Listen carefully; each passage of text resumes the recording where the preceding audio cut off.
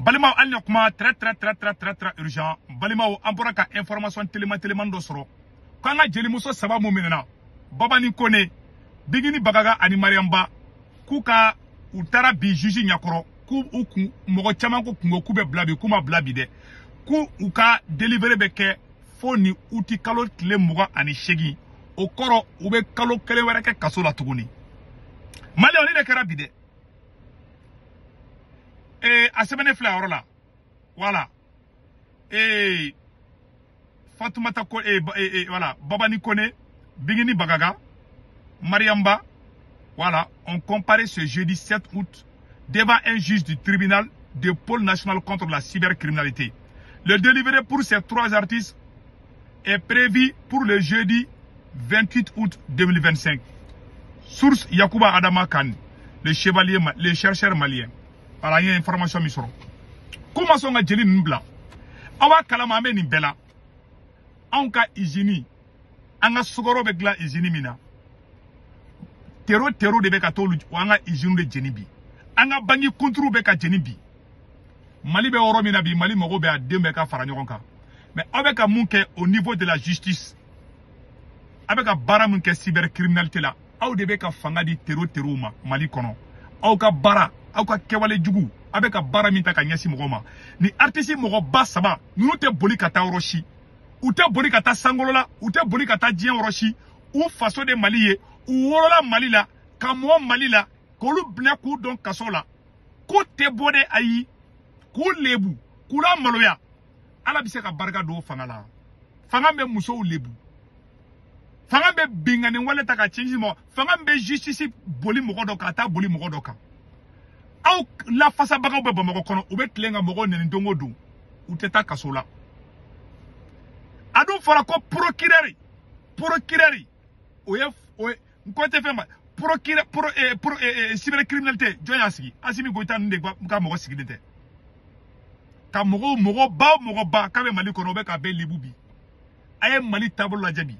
Mali Bekatanya for Wabe Mali Beka Sigindi. Anga Izinu, milliard Joli de Rebecca do Izinimuna. Bangi control Bebeka Chibi. Nous y a Fanga Sorof la Doromedila, qui take Mogobala Maloyai. Jelly, Aga Kosara Jeludema. Ni jeli muso sama be bok ata oro jime nunu be bla li be mune tien awuye aw bolo kona uto kasola anaye nunu bla shini klasi beke ate dabla ambe ni bela ne segu tungara de flega fana ambe ni bela terusu be kataka anga ijinu de jeni aba e sugoro pribe ele mallara teme utara katanga ijinu kontru jeni bi o yala ijinu de jeni le 1er août bi le 7 août utaranga ijinu jeni Ali camion ba munu me sugoro taka délivrer Mali boutique baoula a bejenna a photo fleni camion fleni Mali bangi kontru utara to attaquer BDMSA ni ma fli BDMS voilà BDMSA utara kata bangi de attaquer ne bulo pour que anga seni mo gonna anga fara nyon gandi mais obeka malien aw ni artiste utala aw ni politicien utala ni artiste kele ma million de be nunu ko Mali kono ani Mali koka o tuzukasi mbo luka o gwe mbo la abe ka fanga sari abe ka o yere de détruire ko abe auto destruction ata don aw jelima ka gobi ko wurmusoni bobi ayara ma don toro ayara ma don tonya ka fanga ngono tonya mu kera ka fanga ngono bingane wale mu kera ka fanga ngono debi ala ka Mali dama ke fanga kono ka waldo mena ku don kasola dawbe ulka ngata concert la dawbe peut-être Chiwerobe dobolo ku mago sadron pour des futilités ça va vous servir quoi na ni jeli muso nto kasola ka kalo kele wera faraga bena munde fara quoi mais nya fo malien ka akili to ala de et comme ici ça jeli a peut-être ntef chama fa mais jeli yara jelu bora segu kana kulubali deli o bera mo gon mabla ni kulubali ma semo jeli ko la kulubali ni ma jelu fekele dabla ite shisoro yara nyef nyimfa betle da mama besigaka ni ma jelu to ite shisoro me dawma ntala ide billahi ko do be neto no fo rezo ka man pa okuno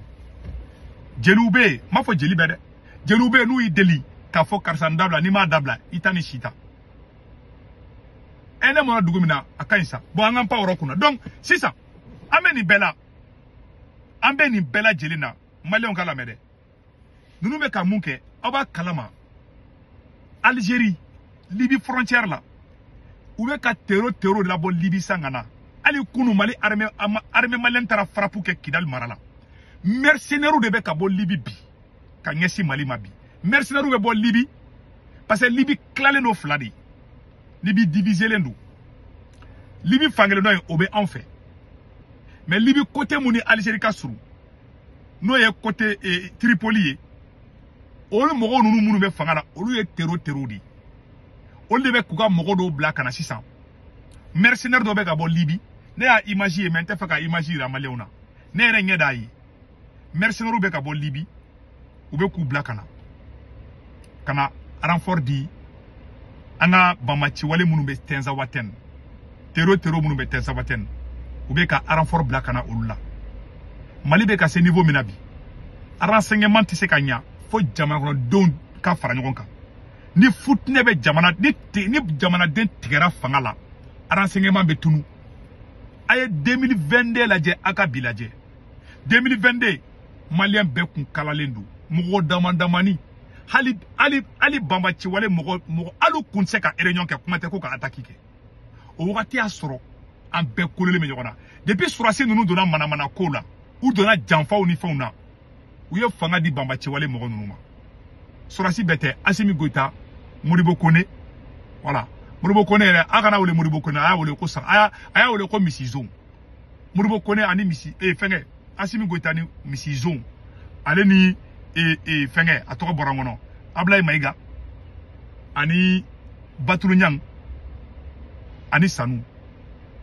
olu de nin ko bɛ kɛ mais mun fɔ Kulubali ɲɛna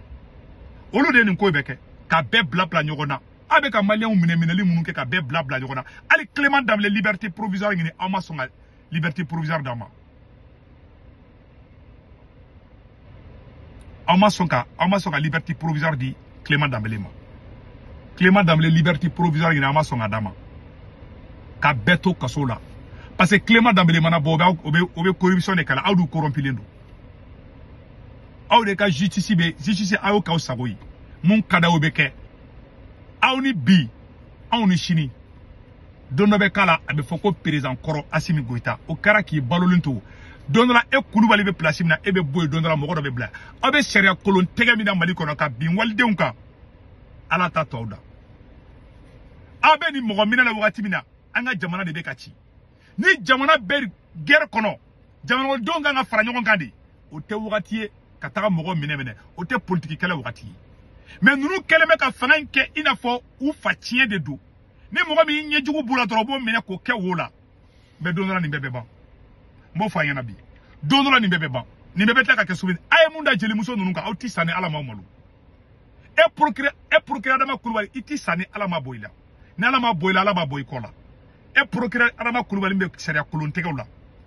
mɔgɔ ye nɛniw kɛ o Biton Kulubali ni fɛnkɛ plainte ma d'olu contre la mun na e m'olu minɛ Biton Kulubali ani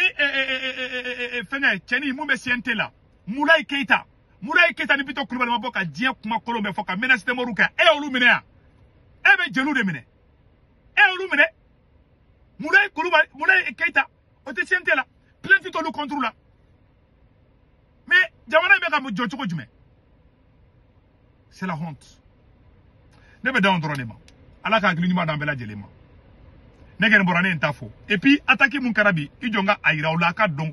jamana c'est-à-dire u bɛ ka k'i n'a fɔ foyi tɛ jamana kɔnɔ quoi mɔgɔw jɔrɔlen bɛ non ninnu bolo foyi tɛ yen n bɛ na yira u la attaque mun kɛra bi maliyɛn bɛɛ lajɛlen ka lajɛ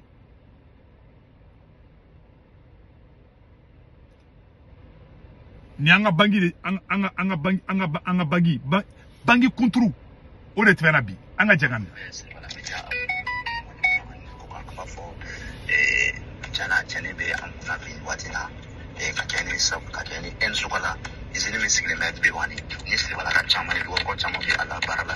amaro ka fɔ fɔlɔ o kun nana o taara ni tubabu atakele kɔ sino kun taara kama ye suwa ka taa zoro la ko ka se chez ni madama dima izini yɛrɛ atakela fɛ a yira ka fɔ ko mɔgɔ min kun nana izini a c'était plus de 100 personnes o kɔni ye cɛni ba kɛ en sugala la min ye mobile kun jɔrɔ ali so jɔrɔ ali so jini ali so bɛ se ka taa fo 30 kɔ la ya beji o tɛmɛna kɔ ka bɔ yen mais bangi mɔgɔ bɛɛ dɛmɛ yɛrɛ mɔgɔ ka san y'an olu fana jeni ka administration kɔnɔna jeni na kuran bɛ baara kɛ yɔrɔ min na ne dɔw ko jɛlɛli ani électricité yɛrɛ o y'olu jeni centre conjoint o jeni na donc a kɛra cɛnniba ye an sɔgɔla bolo tiɲɛna o dusu kama kasi b'an bolo an b'a fɔ aw sɔgɔlen to se bara min da la kuma bɛ filɛ jamana bɛ ka jeni terroriste bɛ ka dugu tilancɛ bɛɛ minɛ u ɲɛ t'u la u bɛ mɔgɔ bila ɲɔgɔn na u tɛ artiste minɛ activiste minɛ mɔgɔ ko kɛlɛ sunguru tɛgɛ manamana ko Moulaye Keita bɔra ka nɛnini kɛ aw m'o minɛ Moulaye Keita bɛ CNT la aw m'o minɛ a ye bɛɛ minɛ o ko crédit de l'État Moulaye Keita ni Biton Kulibali filɛ nin ye o olu bɔra ka diɲɛ kumakolon tɛ mamu fɔ aw kanubagaw a ye Mali justice a ye Mali justice danbe bɛɛ bɔ a la a ye bɛɛ tigɛ ni justice ni cybercriminalité kolon ye a ye bɛɛ tigɛ a la cybercriminalité tɛ dɛ Assimi criminalité de don Assimi lafasafɛn de don mais wallahi Kulibali ye ma sera kolon tɛgɛ la wallahi billahi Ala ta to i da fo n'a ka sɔrɔ Ala ko ti tiɲɛ de Kulibali wallahi billahi e bɛ ni ko kelen na billahi Ala ta to i da an bɛ dan dɔrɔn de ma ne tɛ fɛn wɛrɛ fɔ ka far'o kan a bɛ ka bin jelimuso ninnu kɔrɔ de aw kanubagaw bɛ tilen ka mɔgɔw neni aw lafasabagaw o bɛ mɔgɔw neni mɔgɔbaw kula gosi kula maloya o de y'aw ka régime ye aw ka saraka bɔlen bɛ mɔgɔba la gosi de la a tɛ nin y'aw bolo wa depuis aw donna a barikantanya ko nin na aw ka jamana bɛ cogo jumɛn bi jamana bɛ cogo jumɛn bi an ka usine de bɛ ka jeni bi u ɲɛ t'o la olu k'u ka renseignement na baara service de renseignement ka taga a lajɛ jamana bɛ niveau la n'o u ɲɛ t'o la u ɲɛ bɛ mɔgɔ kɛlɛ manamana ko oh mon Dieu ninnu ye fanga sɔrɔ fila dɔrɔn mɛ da u tɛ foyi dɔn falibo de b'u kunkolo kɔnɔna na oh c'est la honte